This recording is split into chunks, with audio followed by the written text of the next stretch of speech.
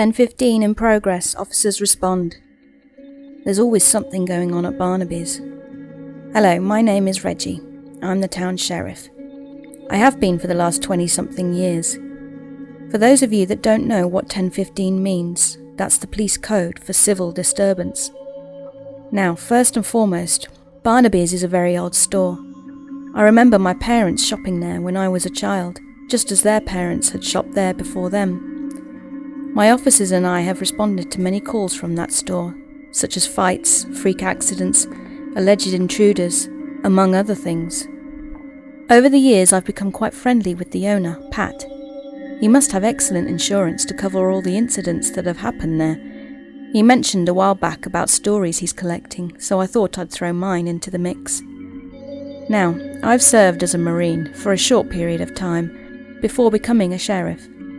As a Marine, I've seen my share of blood, guts and death, both here in the US as well as overseas, but nothing compares to what I encountered one early September morning at Barnaby's. The last time I was there, before this, I ran into a guy I went to high school with, Stephen something. He'd found a bag of body parts, but that's a different story. I was working the graveyard shift, which I volunteered to do at least once a month. This particular night just so happened to be my night. It's a night I will never forget. It was about 2 a.m. We had gotten a noise complaint from a civilian in the neighbouring housing development. They reported the loud sound of metal to metal coming from Barnaby's. Dispatch announced the call. Here we go again, I said to myself. I notified dispatch that I would be handling the call, flipped on the red and blues and made my way to the store. I radioed over to the other officer working the shift with me and told him to meet me at the store. I arrived first. I did a quick pass around the outside of the building per protocol and discovered one of the large metal loading dock doors moving up slowly, then dropping down fast, all on its own, creating the sound that was reported. I parked my car directly in front of them with my headlights shining on the door. The store was closed, so I knew no one should have been in there. I informed dispatch that I was on the scene and to stand by for further instructions, at which time the other officer pulled up beside me. We looked at each other. I gave him the ready-go signal and we exited our vehicles. The moment we did, we both heard the sound of tom-tom drums. It seemed to be surrounding us. We draw our weapons and proceed to walk towards the doors. The sound was deafening. I'm sorry about all the details, but as a cop, details are very important. We were about 5 feet away from the slamming doors when I announced, "Sheriff's Department, come out with your hands up." No response. The drumming stopped. Apparently a similar thing happened to Pat a few months back, but that's a different story. We reached the doors and decided that we would have to jump and roll into the back room while the bay door was opening up. Calculating it perfectly, I went first. I holstered my weapon. The door opened up to a hallway. I jumped and rolled into the darkened back room, drawing my weapon once again.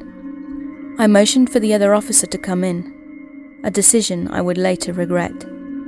Unfortunately, he wasn't so lucky. The bay door went up about halfway.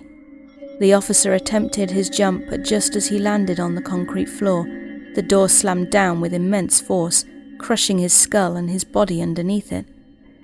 I knew he was dead. He left behind a wife and a 4-year-old boy. I had to inform his wife.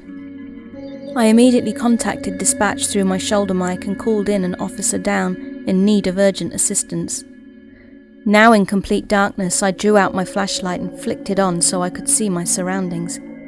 There was blood and brains splattered all over a stack of pallets, a pallet jack and the bay door.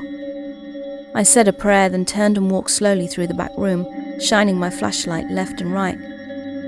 A few times I could have sworn I saw something move behind the coolers.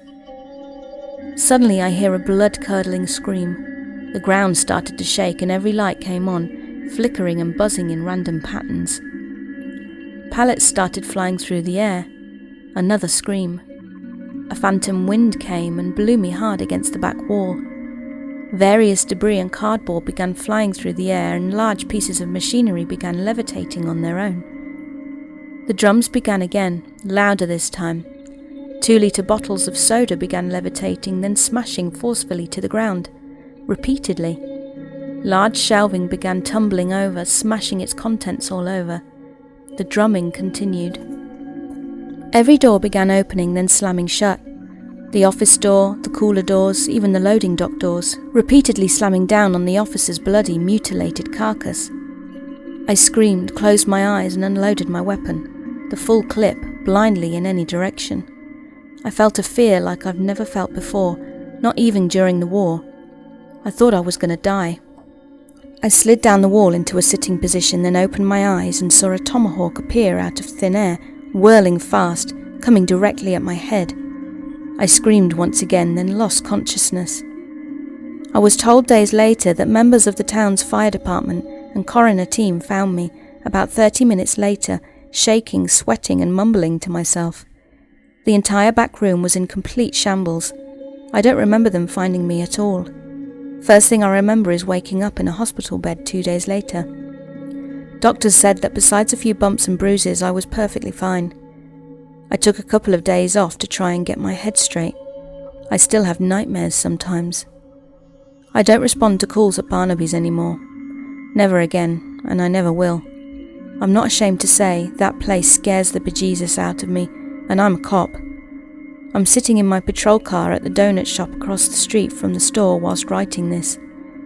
10:15 in progress. Officers respond.